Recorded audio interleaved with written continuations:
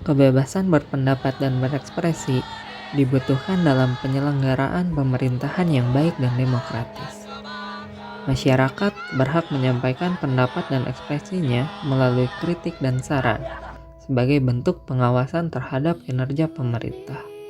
Tapi nyatanya, Laksono ditangkap oleh aparat kepolisian pada 26 September 2019 lalu pukul 11 malam di kediamannya atas cuitannya soal kerusuhan di Jayapura dan Wamena, Papua.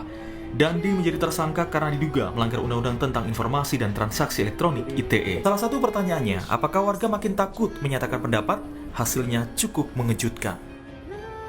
47,7% menjawab agak setuju, 22% kurang setuju, dan 3,6% tidak setuju sama sekali. Kalau kita lihat sebenarnya tidak ada halangan kepada siapapun untuk menyampaikan pendapat. Ini siapa yang menghambat orang untuk berpendapat, bersuara kritis? Ini siapa?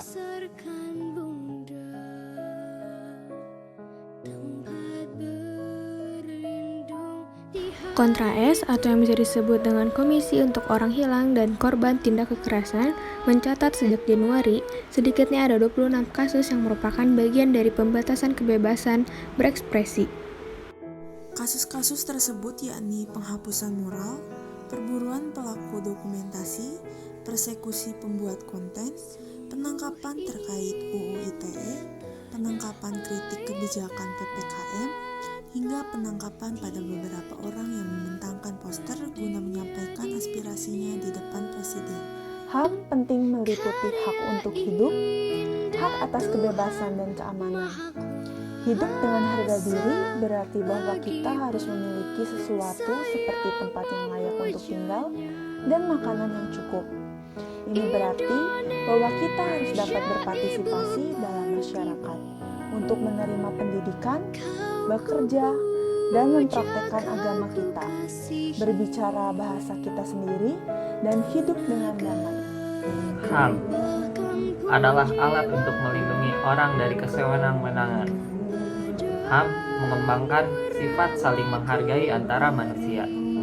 HAM mendukung tindakan yang dilandasi kesadaran dan tanggung jawab untuk menjamin bahwa hak-hak orang lain tidak dilanggar. Misalnya, kita memiliki hak untuk hidup bebas dari segala bentuk diskriminasi. Tapi di saat yang sama, kita memiliki tanggung jawab untuk tidak mendiskriminasi orang lain. Kebebasan berbicara dan berpendapat adalah kebebasan yang mengacu pada sebuah hak untuk berbicara secara bebas, tanpa adanya tindakan sensor ataupun pembatasan.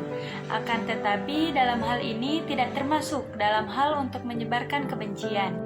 Dapat diidentikan dengan istilah kebebasan berekspresi yang terkadang digunakan untuk menunjukkan bukan hanya kepada kebebasan berbicara lisan, akan tetapi pada tindakan pencarian, penerimaan dan bagian dari informasi atau ide apapun yang sedang dipergunakan. Pengaturan hukum di Indonesia mengenai hak kebebasan berpendapat terdapat dalam Undang-Undang Dasar Republik Indonesia tahun 1945 dan Undang-Undang Republik Indonesia Nomor 9 Tahun 1998 tentang kemerdekaan menyampaikan pendapat di muka umum. Perlindungan hak kebebasan menyampaikan pendapat ini diatur secara umum dalam 2 peraturan perundang-undangan tersebut. Perlindungan kebebasan berpendapat diatur secara spesifik dalam Pasal 28E ayat 3 Undang-Undang Dasar 1945 yang berbunyi, setiap orang berhak atas kebebasan berserikat, berkumpul, dan mengeluarkan pendapat.